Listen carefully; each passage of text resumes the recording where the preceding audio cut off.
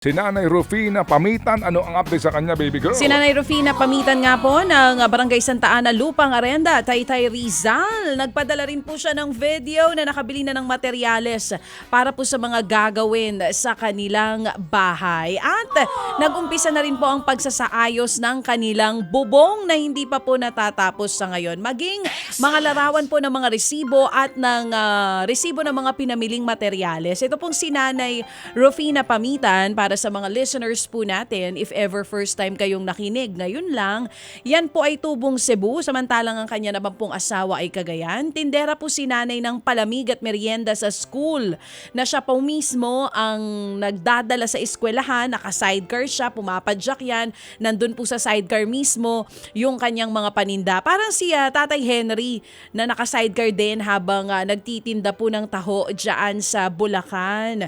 So ang sabi niya nung una natin siya makausap, ipandadagdag niya sa kanyang paninda yung makukuwang tulong galing po sa ating mga Happy Anonymous. Hindi ko na patatagalin to dahil kanina pa to inaabangan ng mga kapatid natin na nasa sasakyan ngayon at nandyan sa NLEX, lalo na si Sir Dondi Quiambao, Marlene Quiambao at Joy De Leon na kumakain ng cheese ring ngayon mula sa Regent.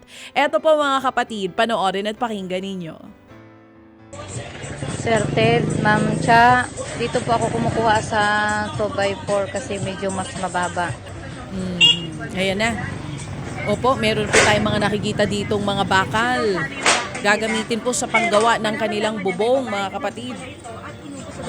Oh, isinakay na po ng tricycle. Oh, May bili na po ako ng ilan pang materyales dito sa San Lorenzo. grabe no, sa tricycle isinakay ni nanay. Ayan na.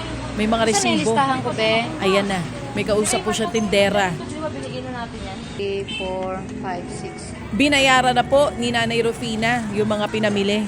Magandang umaga po, Sir Ted, Ma'am Cha. Nasa bubong si nanay. Sana Ma'am safe Seth, ka, nay. At sa lahat ng Umakyat ng Happy bubong. Anonymous.